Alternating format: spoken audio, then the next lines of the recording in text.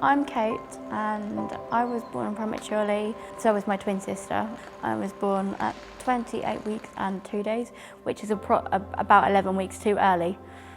How I became blind was due to being premature. We were both put on oxygen. My sister's oxygen levels were checked, but mine weren't, and they upped mine when they didn't need to, so they damaged my eyesight. I work for Southampton Sight, local sight loss charity in Southampton. I'm the Access Technology Coordinator.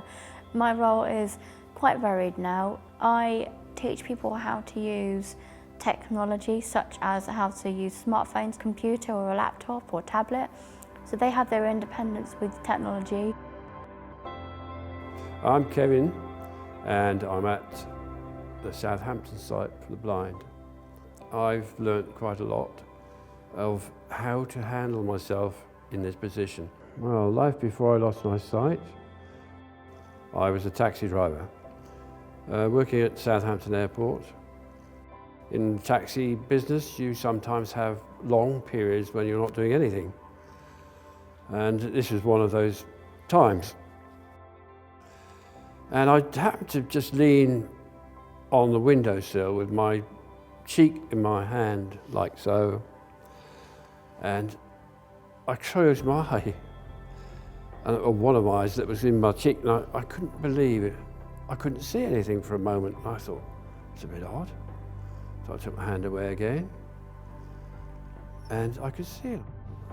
So I held my hand up, put it over my eye, suddenly discovered I couldn't see. When my sister was old enough to drive a car, she chose not to. She chose not to have driving lessons. I remember feeling angry and upset because to me it was a wasted opportunity. You've got sight, why not learn to drive? I'd lost my job instantly because in driving public transport you must have two operating eyes. The first thing I thought about, well, I can't drive a car, for instance, which is the first thing you think of. And it just takes you, I thought, I'll get the bike out, I'll use the bike, that'd be all right. And then a second later, you realise you can't do that, and then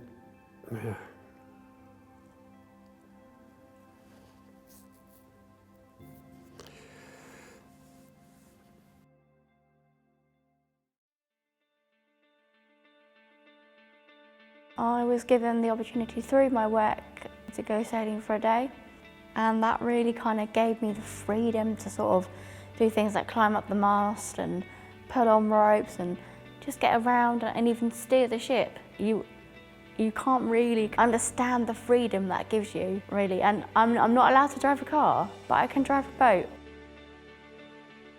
But that independence, that glimmer of what they used to be able to do, just can change someone's life. when I was sitting on that couch, that's exactly how I felt, but I didn't even know how to give up.